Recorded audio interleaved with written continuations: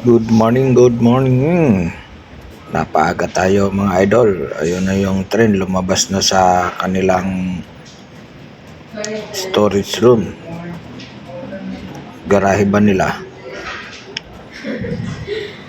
Ngayon is 4:35. Ay, hindi, 4:45 na pala. Second trip na yan. Train na lumalabas.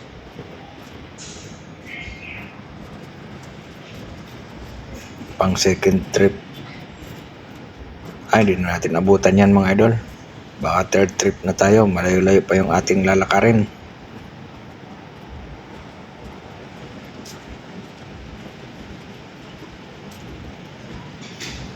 Napaaga tayo. Gawa ng nung aking panganay na anak. Nagpaluto ng almusal kasi may service daw siya sa 13 Martires, Cavite. Kaya alas 3 pa lang nagluto na tayo ng almusal niya.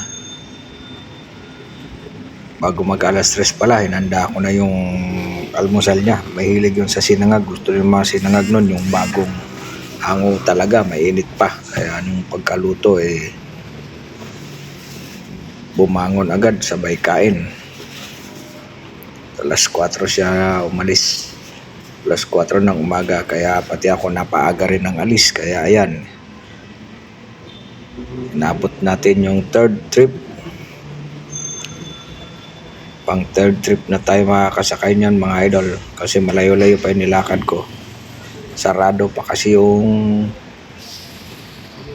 daanan dun sa kabilang side, sa side ng SM. Kaya dito tayo sa side ng Trinoma naglakad.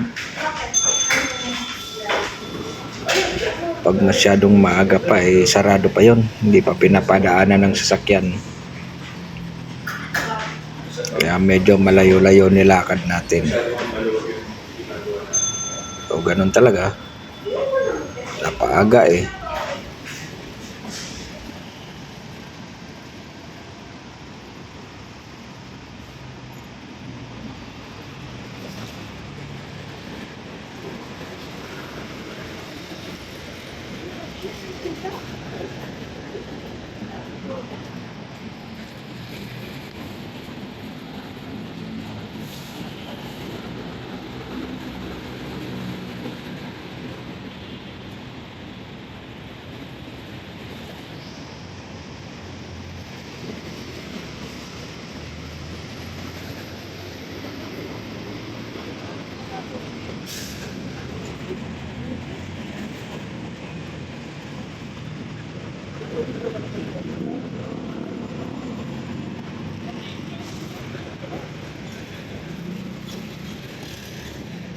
Tapos, ubusay.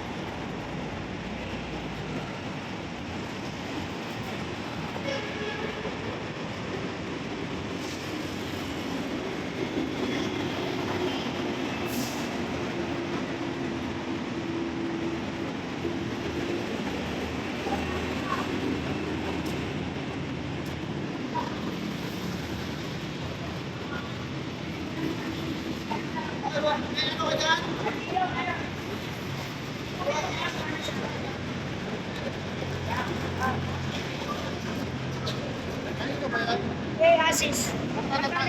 Alam mo na, yung puta ka na, nagtataranta ka pa. Hindi mo lang ang siya ang magpapatay. Alam mo naman eh. Madali.